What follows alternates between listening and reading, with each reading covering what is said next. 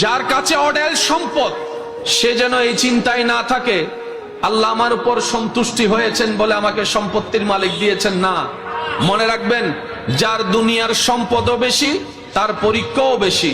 যার দুনিয়ার সম্পদ যত বেশি তার পরীক্ষা কঠিন হয় বেশি। কথা বলেন ঠিক কিনা? হাসরের ময়দানে দুনিয়াতে ধনী পাওয়ারফুল ব্যক্তিরা যেই মসনদে থাকে, যে সম্মানে থাকে, যেই আসনে থাকে, দুনিয়ার চোখে হাসরের ময়দানে এই দুনিয়ার গরিবগুলা সেই মকামে থাকবে, সেই সম্মানে থাকবে। দুনিয়াতে গরিবরা ধনীদেরকে দেখলে মন খারাপ করে, হাসরের ময়দানে ধনীরা গরিবদেরকে দেখলে মন খারাপ করবে। দুনিয়াতে ধনীরা এগিয়ে থাকে, গরিবরা পিছনে থাকে। হাসরের ময়দানে আল্লাহ এমন দয়া করবেন ইমানদার গরিবদেরকে, তারা ধনীদের 500 বছর আগে চলে যাবে জান্নাতের বাগানে। সুবহানাল্লাহ।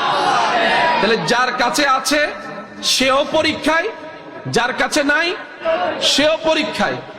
সবাই পরীক্ষার ভিতরে। জয়ী কারা হবে? কদ আফলাহা মান যাক্কাহা।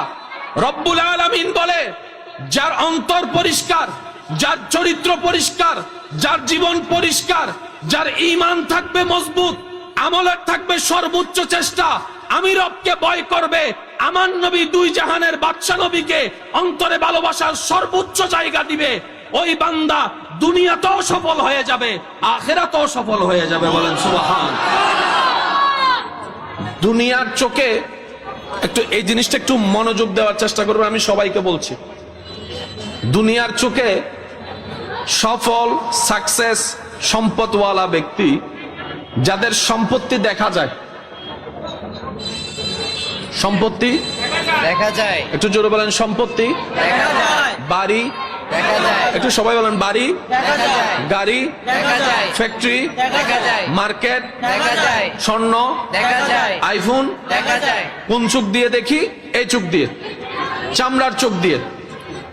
দুনিয়াতে যতক্ষণ আমরা থাকব দুনিয়ার সম্পত্তি আমরা চামড়ার চোখ দিয়ে দেখি, নেক আমল আমরা চামড়ার চোখ দিয়ে দেখতে পাই, আল্লাহর নূর আমরা চামড়ার চোখ দিয়ে দেখতে পাই, আল্লাহর দেওয়া হেদায়েত চামড়ার চোখ দিয়ে দেখতে পাই, জান্নাত আমরা চামড়ার চোখ দিয়ে দেখতে পাই, আল্লাহর খাস রহমত চামড়ার চোখ দিয়ে দেখতে পাই।